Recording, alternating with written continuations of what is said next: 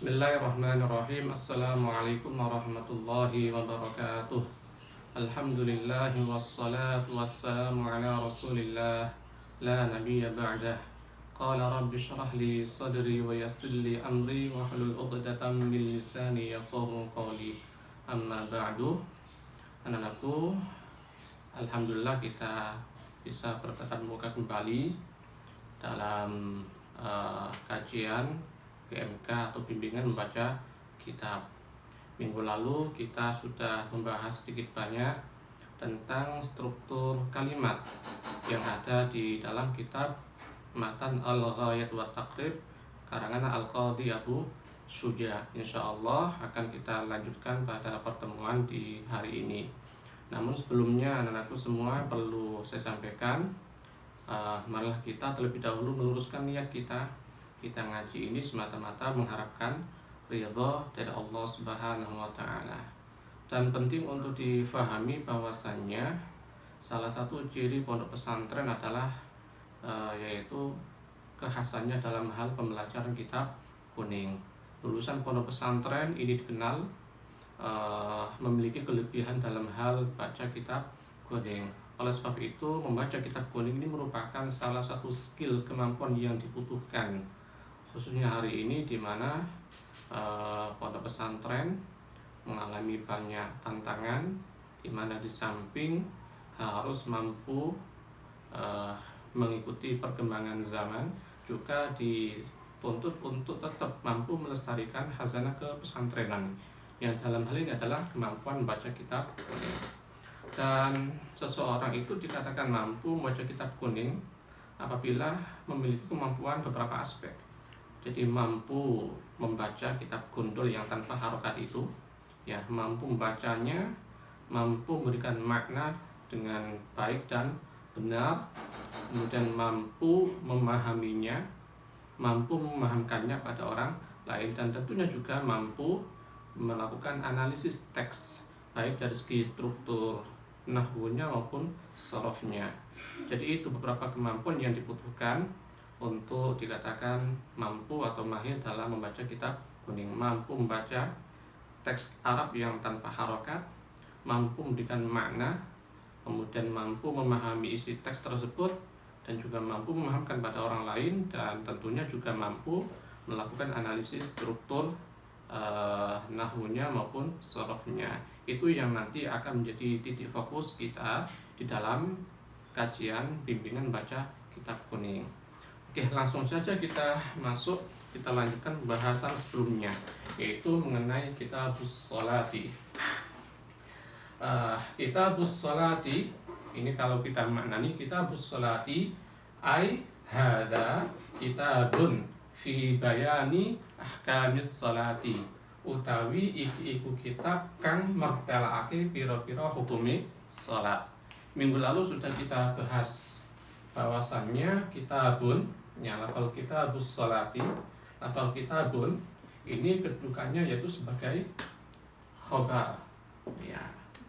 Yang namanya khobar itu pasti selalu membutuhkan atau disertai dengan mubtada. Pertanyaannya, mana mubtadanya? Ada khobar lalu nggak ada mubtada. Mana mubtadanya? Mubtadanya adalah ai hadza. Ai hadza. Di hadza di sini mubtada. Mubtadanya dibuang.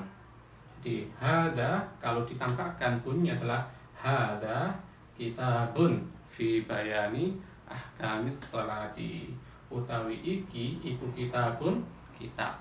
Jadi hadza sebagai mubtada, kitabun sebagai khobar. Kalau ada susunan mubtada khobar, maka itu namanya jumlah ismiyah. Jadi jumlah di dalam ilmu nahwu itu ada dua, ada jumlah ismiyah, ada jumlah fi'liyah. Jumlah ismiyah itu apa? Yaitu susunan kalimat yang terdiri dari mubtada dan khobar. Kalau fi'liyah terdiri dari fi'il dan fa'ilah. Ini adalah susunan jumlah ismiyah karena terdiri dari mubtada dan khobar. Cuma mubtadanya di sini, ini kalau kita lihat kitabnya itu nggak ada hadanya. Hadanya itu dibuang. Jadi hanya berbunyi kitabus sholati. Tetapi kalau kita tampakkan, kita maknani, maka maknanya harus lengkap. Kitabus sholati ai hadza utawi iki iku kitabus sholati, kitab kang mertelake piro-piro hukumi sholat. Oke, jadi kitabun kedudukannya sebagai khobar. Khobar itu ada dua macam. Ada khobar mufrad, ada khobar ghairul mufrad. Jadi ada khobar mufrad, ada khobar ghairul mufrad. Nah, adapun kitabun di sini ini adalah jenis khobar mufrad. Apa itu khobar mufrad? Itu khobar yang bukan berupa jumlah atau syibhul jumlah. Itu namanya khobar mufrad. Itu khobar yang bukan berupa jumlah atau syibhul jumlah. Jadi khobar ada dua, ada khobar jumlah, ada khobar mufrad, ada khobar ghairul mufrad. Ya, mungkin saya tulis biar jelas.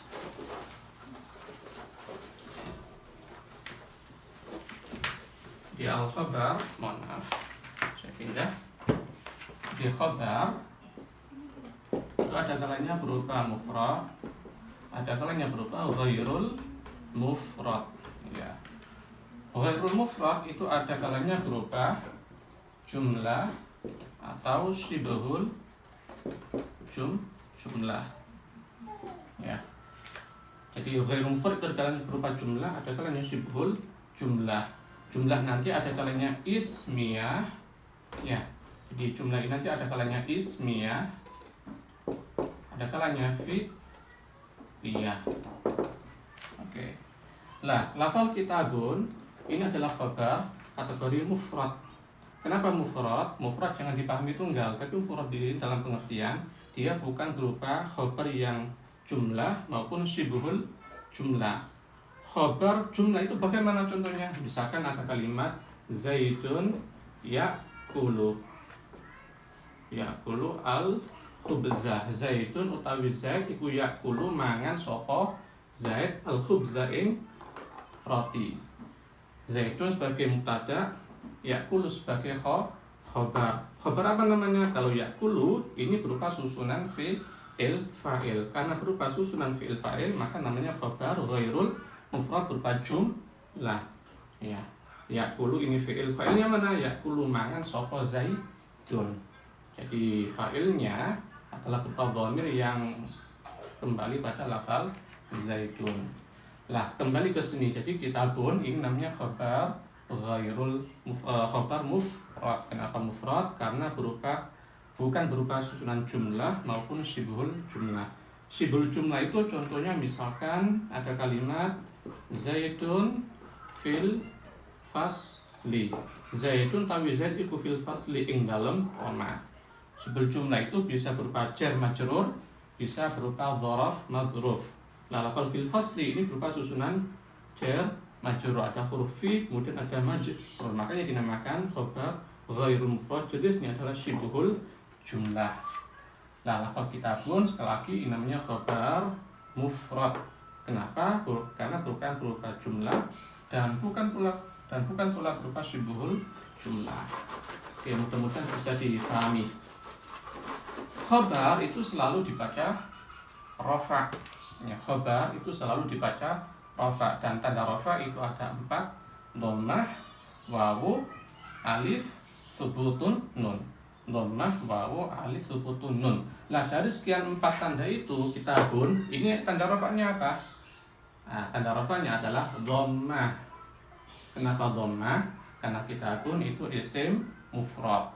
Jadi dhammah menjadi alamat i'rab rafa itu bertempat di pertama isim mufrad, 2 jamak taksir, 3 jamak muannas salim, yang keempat fi'il mudhari' alladzi lam yattasil bi akhiri syai'. Lah, karena kitabun ini berupa isim mufrad, maka tanda rafanya adalah menggunakan dhammah.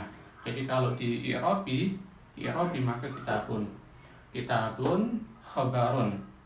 Ya, khabarun marfu'un wa alamatu raf'ihi dhammatun dhahiratun li'annahu ismul mufrad. Saya ulangi, kalau di i'rabi maka bunyinya seperti ini: kitabun khabarun.